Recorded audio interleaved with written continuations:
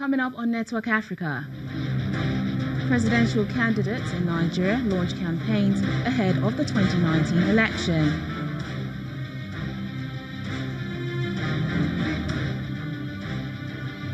South Africa's former finance minister, Pravin Gordhan, appears at the official investigation into alleged corruption during the presidency of Jacob Zuma.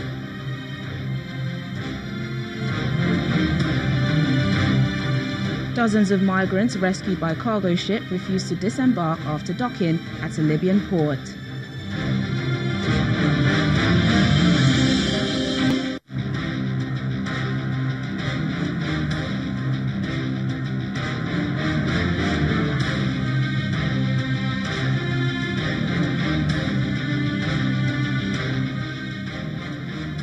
Welcome to the program, everyone. I'm Teniola Shoboale. We begin today with stories and happenings that made headlines over the weekend. Former Presidents Andry Rajoelina and Marc Ravalomanana won most votes in Madagascar's presidential election, according to provisional results issued on Saturday, signaling a likely second round. Mr. Rajoelina led with 39.19% of the votes, followed by Ravalomanana with 35.29%. The incumbent President Harry, seeking a second term in office, was a distant third with about 9%.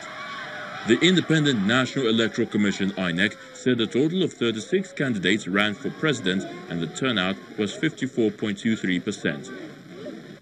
The final results will be announced in 9 days by the Constitutional Court, and if no candidate has a majority, the top two will compete in a second round vote on December the 19th. Madagascar is hoping for the second peaceful election since an upheaval in 2009 when Ravalomanana was forced out of office by protests led by Rajoelina in what international organizations such as the African Union said was a coup.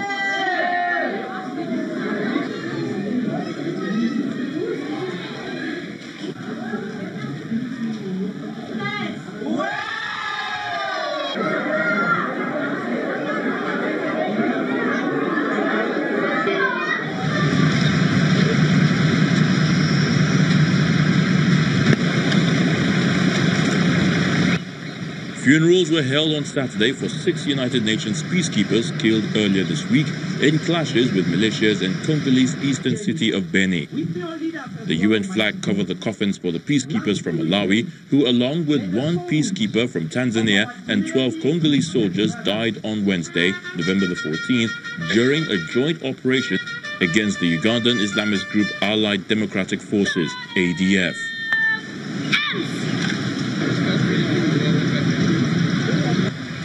On Friday, mortar bombs were fired at UN peacekeeping base in Beni, and gunfire could be heard, an area which has seen a surge in fighting with rebel groups.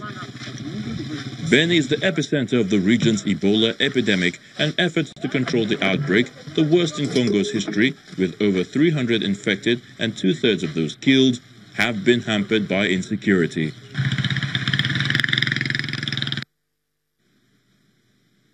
A war crime suspect wanted for alleged murder, deportation and torture of Muslims in the Central African Republic has been handed over to the International Criminal Court in The Hague.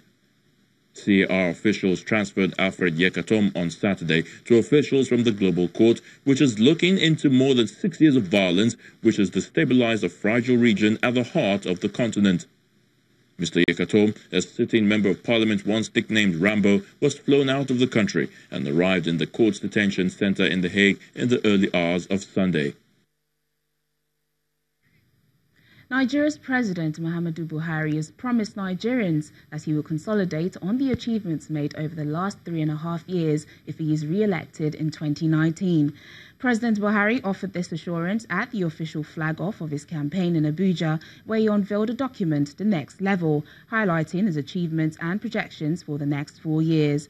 President Buhari also recounted the gains recorded in his administration's fight against corruption, with a promise to revamp the education sector. As the campaigns officially begin, President Muhammadu Buhari kickstarts activities with the unveiling of the Next Level 2019.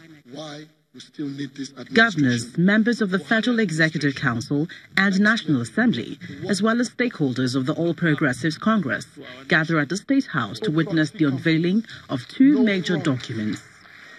President Muhammadu Buhari promised Nigerians that his administration will consolidate on achievements made over the last 3.5 years when re-elected in 2019.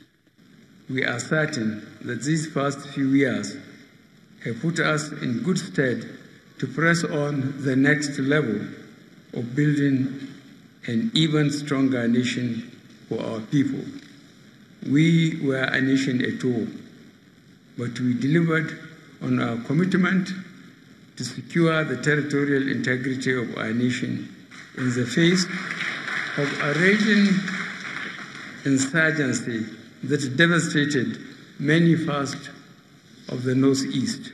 We believe we can implement the painstaking and comprehensive policy and work we have done to bring an end to the perennial conflict between farmers and herders.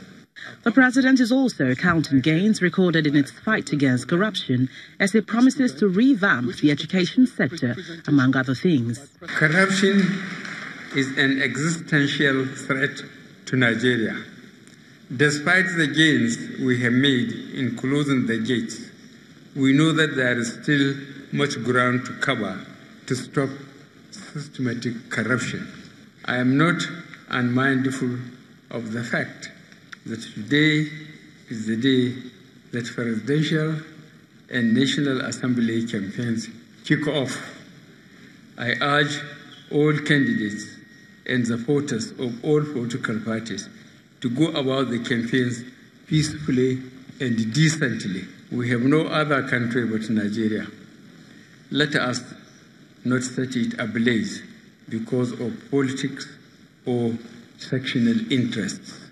The education sector is not left out as the president plans a major overhaul. We will remodel 10,000 schools every year and retain our teachers to impart science, technology, engineering, art, and mathematics. Other ministers reel out their achievements and projections as two major documents highlighting the administration's achievements and projections for the next 4 years is launched.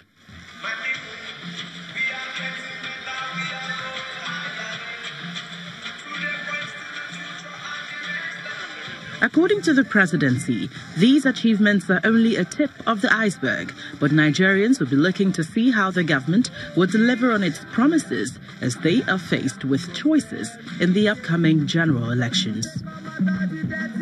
From the presidential villa, Gloria Umezuki, Channels Television News.